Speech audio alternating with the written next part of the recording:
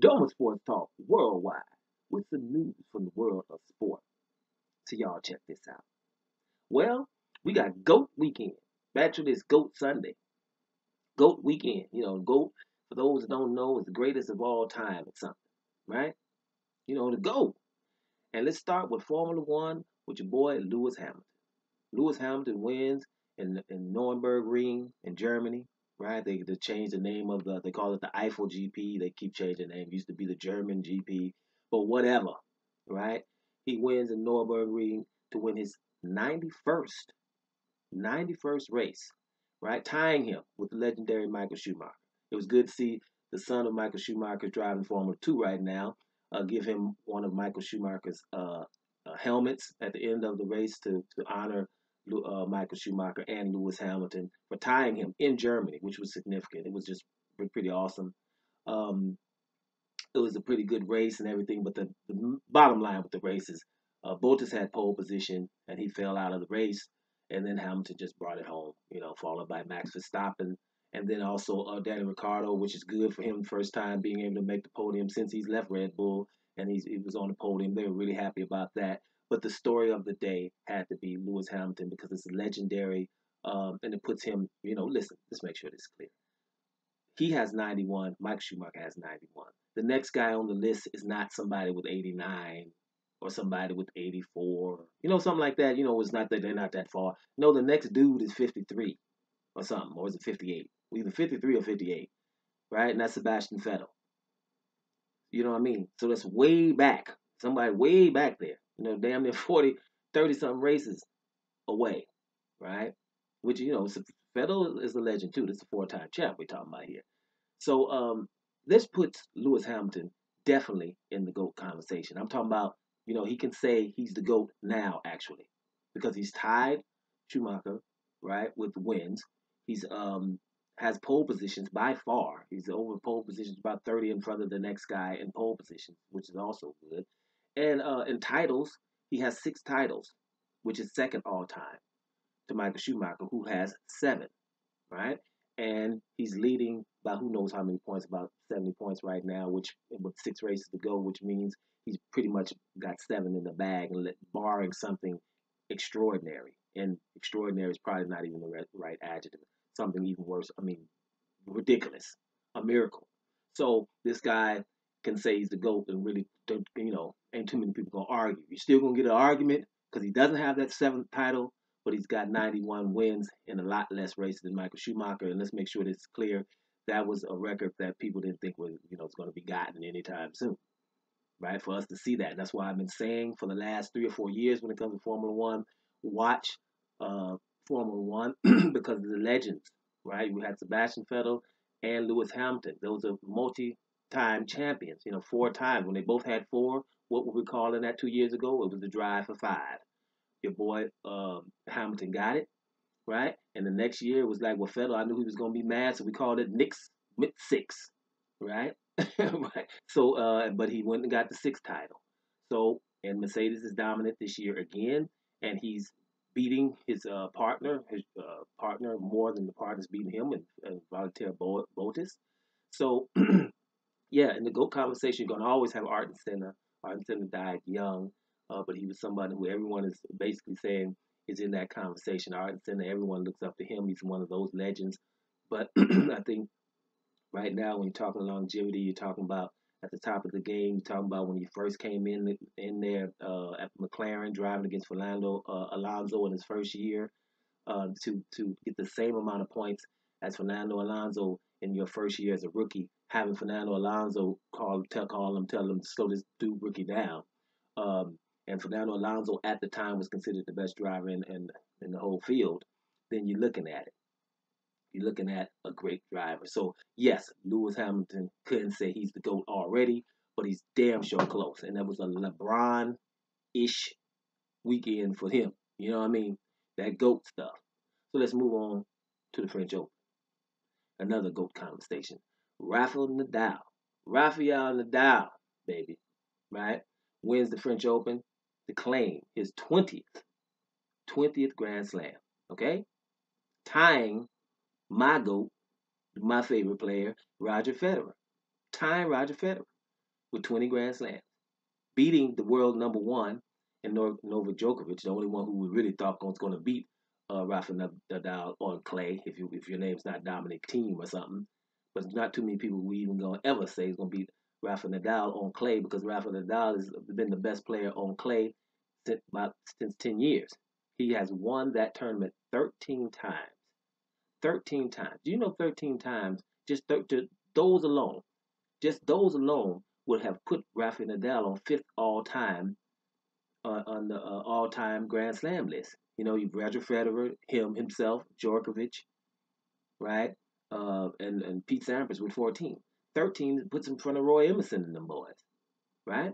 13 at one spot, the French Open, which means I am a clay court god, okay? It means clay court god is what this is. And he's been that way for, come on, for 10 years.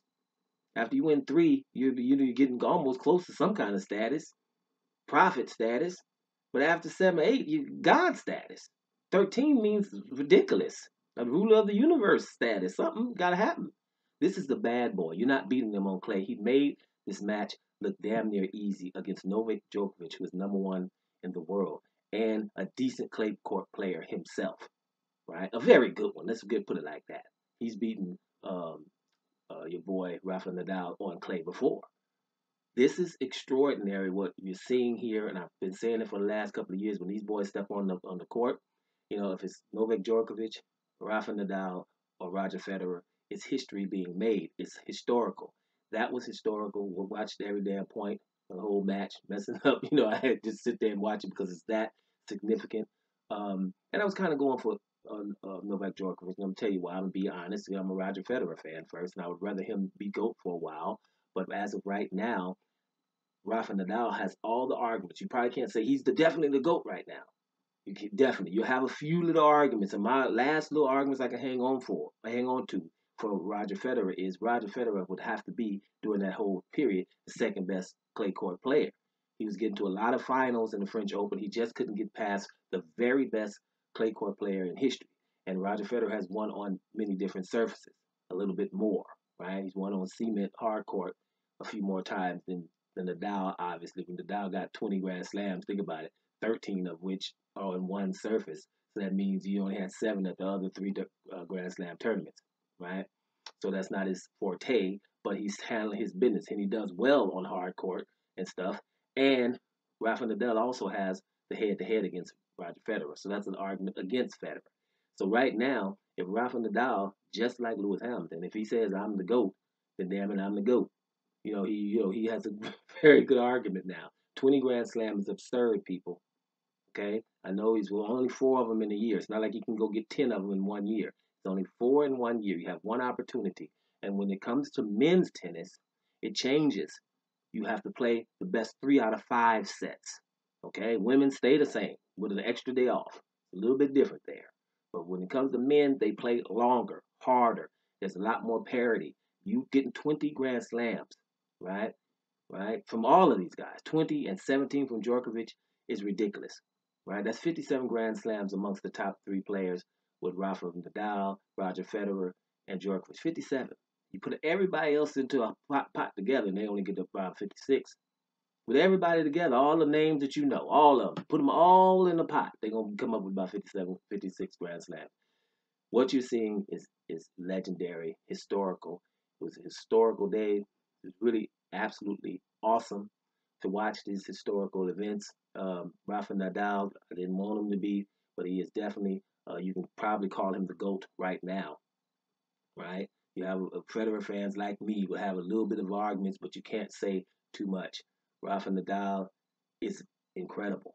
He's incredible. And I'm going to say this too about Rafa Nadal. When he came on the scene, he was beating Federer, those French Open finals. It was really irking me at the time. I was like, damn, man, Federer just can't get past. And I was like, man, maybe Federer have to put another hand on the backhand and give him a 2-hand backhand so he can drive it more. Because, it's like if Federer has a good day on his backhand, then, he can deal. But if it has one of those normal days, you wasn't going to just beat this guy on clay. And I was just thinking, well, Rafa Nadal, he has that kind of game where he runs a lot, gets balls. He's not going to stay healthy that long, right? I was expecting more injuries from Rafa Nadal with them knees.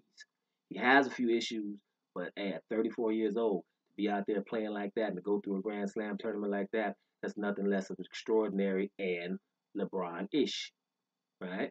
Because, GOAT Sunday is still on. LeBron gonna get his opportunity, right? He gonna get his opportunity to see if he can get that fourth title, and he's in GOAT conversation. And in basketball, right? You say GOAT, most people go straight to Michael Jordan, and LeBron James getting his fourth title. Though Jordan had six, but LeBron has been to 10 finals, right?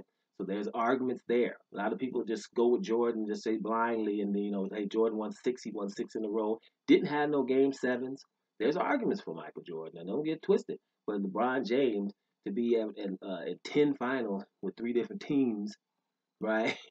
It's also pretty awesome. Even though I'm not a LeBron James fan, right? But I'm gonna, I'm a LA Laker fan, and it took me a while to get one Kobe dude. You know what I mean? So it took me a while to warm up to LeBron James. But now he's older, so it didn't matter if I liked him or not. He was on other teams. He's older now. Once people get older, then I'm gonna like him anyway. I'm gonna pull for him to do good things in the twilight of their career. But LeBron is still going strong as hell. He changed positions to play point guard, led the league in assists, taking the Lakers to the finals, albeit with another extreme superstar on the team in terms of maybe not because of his brand and all that, but in terms of how I can play. His PER is in the top five every single year in terms of when you put all the analytics together. You put all the statistics together, then you get a guy, like the Brow. You know what I mean? And the Brow ain't playing around. It could be points, rebounds, few assists. He won't have that many of those, but he gonna have a lot of everything, blocks and steals. He's a great defender. So LeBron is playing with another top five player. Now let's get that twisted. But he wasn't all the time, and he's done good things. Won titles in Cleveland, which they didn't do it for years, and Miami. Now going back to LA, and it's very significant a championship because if LA wins another one, then they tied Boston for 17, which would probably make them the most storied franchise because they did a lot of it recently and not back in the day when it was only by 18, right? So this is very important. So it's GOAT Sunday. LeBron could be crowned as the GOAT, or that makes the argument a little harder for those Jordan fans, because it gives LeBron a lot of arguments, similar to the other guys. Everybody in this video can't say categorically that they're the GOAT yet. But damn it, they've made it very, very, very close. Congratulations to all them boys, right? It's Lewis Hamilton for 91, Rafa for getting number 20, LeBron seeing if you can get number 4. Let's see about that. We'll talk about that one probably tomorrow. Congratulations, everybody, on GOAT Sunday. Doma Sports Talk Worldwide. And I'm up out of here, y'all.